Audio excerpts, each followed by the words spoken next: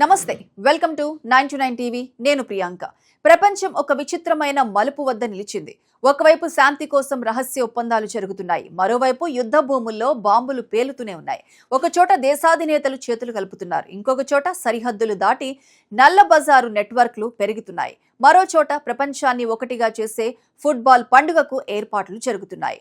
దౌత్యం, యుద్ధం, అక్రమ దందా, క్రీడా సంబరం, ఈ నాలుగు ఒకేసారి నడుస్తున్న ఈ ప్రపంచ స్క్రీన్ ప్లే వెనుక అసలు కథ ఏంటి ఇప్పుడు చూద్దాం. పశ్చిమాసియాలో పరిస్థితి ఇంకా సున్నితంగానే ఉంది. అమెరికా మరియు ఇరాన్ మధ్య రహస్య అవగాహన కుదిరిందని అంతర్జాతీయ వర్గాల్లో చర్చ జరుగుతోంది. వాషింగ్టన్, టెహ్రాన్ మధ్య ఉద్రిక్తతలు కొంత తగ్గుతాయని అనుకున్నారు, కానీ నేల మీద వాస్తవం మాత్రం అంత సులభంగా మారలేదు. లెబనాన్ సరిహద్దుల్లో ఇంకా పేలుళ్లు వినిపిస్తున్నాయి. ఇజ్రాయెల్ వాయుసేన లెబనాన్లోని లక్ష్యాలపై దాడులు కొనసాగిస్తోంది.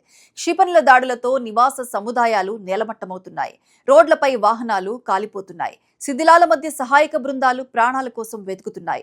ఇరాన్తో చర్చలు ఎలా ఉన్నా తమ భద్రతకు ముప్పు కలిగించే శక్తులను వదిలేది లేదన్నట్లుగా ఇజ్రాయెల్ వ్యూహం కనిపిస్తోంది. ఇక్కడే పెద్ద ప్రశ్న మొదలవుతోంది. ఒప్పందాలు కాగితాలపైనే మిగిలిపోతాయా, లేదా క్షేత్రస్థాయిలో కూడా తుపాకులు మౌనం పాటిస్తాయా? లెబనాన్ సెగ పశ్చిమాసియా శాంతి ప్రయత్నాలకు ఇంకా పెద్ద పరీక్షగానే నిలుస్తోంది. ఇదే సమయంలో ప్రపంచ రాజకీయాలు మరో కేంద్రం ఐరోపా వైపు కదులుతోంది. ఫ్రాన్స్ లోని G7 వేదికపై ప్రపంచ అగ్రనేతలు భవిష్యత్ వ్యూహాలపై చర్చిస్తున్నారు. ఇది కేవలం ఆర్థిక సదస్సు కాదు, ఇది రాబోయే ప్రపంచ భద్రతా సమీకరణల బ్లూ ప్రింట్.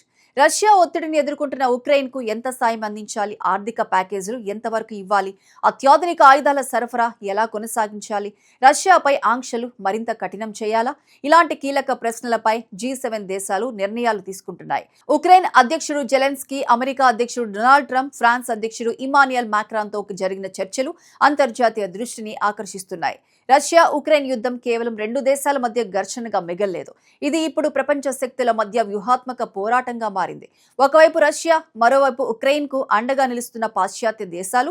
ప్రపంచం మళ్లీ రెండు శిబిరాలుగా విడిపోతుందా అనే ప్రశ్నకు G7 వేదికే ఒక సమాధానంలా కనిపిస్తోంది.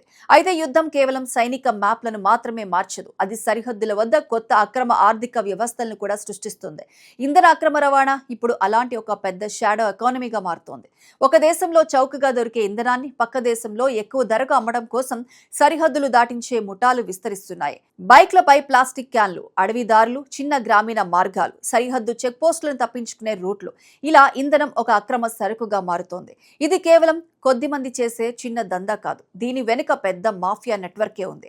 స్థానిక దళారులు, రవాణా ముఠాలు, లంచాల వ్యవస్థ, బ్లాక్ మార్కెట్ కొనుగోలుదారులు, ఇవన్నీ కలిసి ఇంధనాన్ని లిక్విడ్ గోల్డ్ గా మార్చేశాయి. ఈ దందా వల్ల ప్రభుత్వ ఆదాయానికి గండి పడుతోంది, సరిహద్దు భద్రత దెబ్బతింటోంది, స్థానిక ఆర్థిక వ్యవస్థలు అస్థిరతను ఎదుర్కొంటున్నాయి. యుద్ధాలు మరియు ఆంక్షలు అధికారిక ఆర్థిక వ్యవస్థలను ఒత్తిడికి గురిచేస్తే ఇలాంటి నల్లబజారు నెట్వర్క్లు ఆ ఖాళీని ఉపయోగించుకుంటాయి. కానీ ప్రపంచమంతా యుద్ధం, దౌత్యం, అక్రమ దందాల చుట్టూ మాత్రమే తిరగడం లేదు. మానవాళిని ఒకే వేదికపైకి తీసుకొచ్చే మరో మహాఘట్టం కూడా దగ్గర పడుతోంది.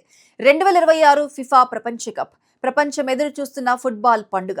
ఆతిథ్య నగరాల్లో ఏర్పాట్లు వేగంగా సాగుతున్నాయి, స్టేడియంలు ముస్తాబవుతున్నాయి, జట్లు ప్రాక్టీస్ కు సిద్ధమవుతున్నాయి, అభిమానులు ప్రయాణ ప్రణాళికలు సిద్ధం చేసుకుంటున్నారు. కానీ ఈసారి ప్రపంచ కప్ నిర్వహణ సాధారణ విషయం కాదు. అంతర్జాతీయ ఉద్రిక్తతలు పెరిగిన సమయంలో లక్షలాది మంది అభిమానులను ఒక చోటికి తీసుకురావడం నిర్వాహకులకు పెద్ద సవాలు. రవాణా వ్యవస్థ, వసతి ఏర్పాట్లు, భద్రతా తనిఖీలు, స్టేడియం నిర్వహణ, ఎమర్జెన్సీ సేవలు, ప్రజా రవాణా సమన్వయం, ఇవి అన్ని మైదానం వెలుపల జరిగే మరో పెద్ద ఆట. ఫుట్బాల్ కేవలం 90 నిమిషాల మ్యాచ్ కాదు, దాని వెనుక నగరాలు, ప్రభుత్వాలు, భద్రతా సంస్థలు, విమానాశ్రయాలు, హోటళ్లు, అభిమానుల ప్రవాహం అన్నీ ఉంటాయి. అందుకే ఫిఫా 2026 ఒక క్రీడా వేడుక మాత్రమే కాదు, ప్రపంచం ఒత్తిడిలో ఉన్నప్పటికీ కలిసి జరుపుకునే సామర్థ్యానికి ఒక పరీక్ష. మొత్తంగా చూస్తే 2026 ప్రపంచం 4 ముఖాలతో కనిపిస్తోంది. యుద్ధం, దౌత్యం, నేర ఆర్థిక వ్యవస్థ, క్రీడా ఐక్యత. ఒకవైపు బాంబుల శబ్దం, మరోవైపు చర్చల టేబుల్, ఒక చోట సరిహద్దుల్లో నల్లబజారు, మరో చోట స్టేడియంలో జెండాల సముద్రం. ఇదే నేటి ప్రపంచం. అస్తవ్యస్తమైన ముందుకు సాగుతోంది, విభజనల మధ్య ఐక్యత కోసం వెతుకుతోంది, సంక్షోభాల మధ్య ఆశను పట్టుకుంది. మరి మానవత్వం ఎటువైపు ప్రయాణిస్తోంది? శాంతి వైపా, లేక మరింత లోతైన సంక్షోభం వైపా? ఈ ప్రశ్నలకు సమాధానం ఇప్పుడే రాకపోవచ్చు, కానీ ఒక విషయం మాత్రం స్పష్టంగా ఉంది: ప్రపంచం మారుతోంది. ఆ మార్పును అర్థం చేసుకోవడం ఇప్పుడు మనందరి బాధ్యత.